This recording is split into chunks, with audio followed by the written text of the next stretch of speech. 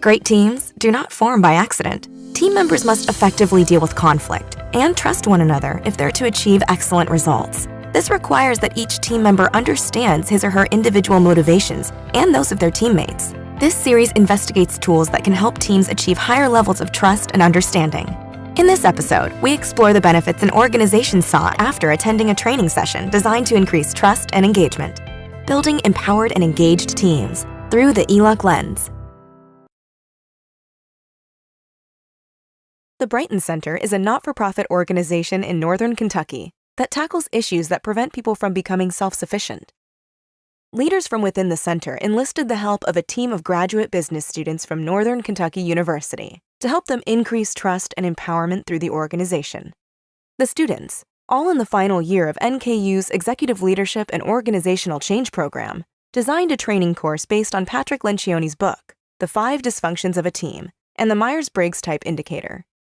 5 Dysfunctions of a Team is a fable that follows a fictional CEO as she leads her new staff through 5 common dysfunctions that affect many teams: absence of trust, fear of conflict, lack of commitment, avoidance of accountability, and inattention to results. The Myers-Briggs Type Indicator Personal Inventory is one of the world's most well-known personality tests. It is used to help people understand their tendencies and to increase awareness of how other individuals think. Before the training, some employees of the Brighton Center were asked for their thoughts on the importance of trust in the workplace. I think trust in a working relationship is very important. I feel that you need to be able to go to that counterpart or partner or whomever and have the trust that they will provide you the right information. If it's a confidential situation, that you can discuss that confidential information with that person, and that it would not be violated based on the need of a specific client, or maybe the need of, or maybe my needs.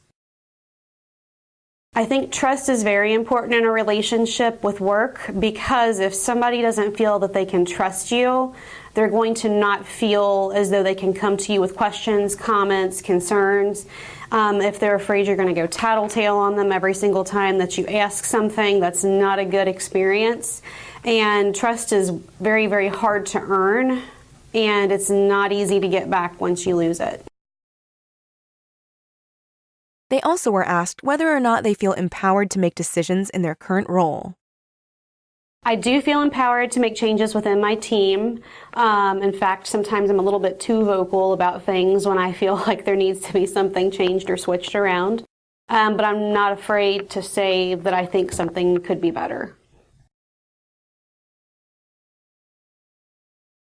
I don't know if I'd say I feel, empowered maybe, yes. But I don't feel like I have the right yet, personally, to decide change, just kind of help influence a different perspective maybe.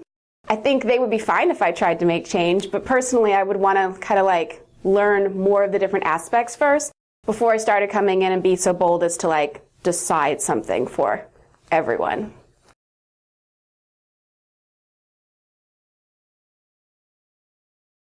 The training session focused primarily on Lencioni's first team dysfunction, trust. The 5 dysfunctions of a team describes how vulnerability-based trust is an essential component of a high-functioning team. The team at Brighton Center dove deep into what teams that trust look like. Do they engage in debate? Are they comfortable challenging each other? Do they speak up when they have concerns? Do they admit weakness and mistakes? An absence of these types of interactions can indicate an absence of trust on a team. The team engaged in some trust-building exercises and shared personal stories to gain a deeper perspective of what makes each team member who they are. They also received their MBTI results, which gave them a deeper insight into how the different preferences of each employee shape team dynamics. A few weeks after the training, the same employees were asked if they felt they had gained anything from the training. The training did give me some ideas on how to feel empowered in the different groups I'm a part of, not just the staff development committee. Actually, it was more helpful for the career fair committee that I'm on, and already had a meeting and already put some of those little tidbits to work, and we'll see how that goes. Most impactful thing through the Myers-Briggs that I picked up was basically, it kind of already told me what I knew about myself. I'm a big traditionalist. I don't like excuses. I don't like people who come up with ways to whine their ways out of stuff. I'm all about give me cold, hard facts, give me data. I don't have a whole lot of sympathy towards people, I guess, is what I'm going at. And I do agree, because I did come back and say, some people can perceive me as cold when it comes down to that. And it's not about that at all. It's just who I am. I want to get the facts. I want to get the plan. I want to figure out what direction we're going and run with it. I got very much out of the training. I thought it was very beneficial.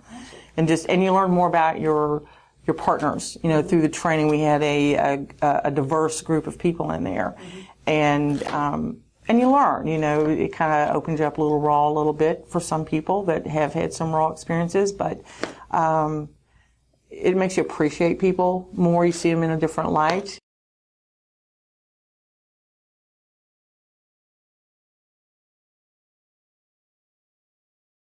I think in the very first interview I said I come across a lot of times as being very blunt and very direct. So if I kind of realize that's the way that I've been trying to work on some things to correct that for a very, very long time. It's just, I have to work on how I word stuff sometimes so it doesn't sound the wrong way. Yes, some examples of the way the training makes me feel more empowered, or gave me that tool to feel more empowered, is just this past week I was required to go to our Owensboro region to provide an orientation from trade-affected workers. Just to back up a bit, during the training we learned how in some ways it was harder to talk about successes about ourselves, personally, than with work, or vice versa for some people. So what I did was try to use some examples that way, successes that I have done personally, a difficulty that I had and the path I took to become a success based on that difficulty, and implement that into my orientation for my trade-affected workers. I used to feel like I didn't have the right to kind of lead my team. And for me, engaging kind of, I'm a natural born leader, I guess. So when I engage, I start bossing people around. It happens. So I think it helped me find a more soft approach, because I've normally just either been the leader or a follower. And now I'm kind of trying to engage in a guiding manner. Now that you've heard the positive benefits this training had for the Brighton Center employees, would you like to do a similar training for your team? We recommend you start by having your team read The 5 Dysfunctions of a Team. It is available for purchase at many well-known book retailers. To have your team complete a Myers-Briggs assessment, we recommend that you go to the Consulting Psychologists Press website, www.cpp.com. In addition to the assessment, you can also find a directory of consultants who are certified to conduct Myers-Briggs training. To help your team members understand their assessment and gain insights about themselves and their teams, we recommend purchasing the MBTI resource called Introduction to Types and Teams. We also recommend you share the article Using the Myers-Briggs Instrument with Lencioni's 5 Dysfunctions of a Team model with your team. You'll find a link to this free resource from the CPP website in the description of this video. Training your team to understand the causes of team dysfunction and the varying preferences of those they work with is a powerful first step towards a more trusting and empowered team.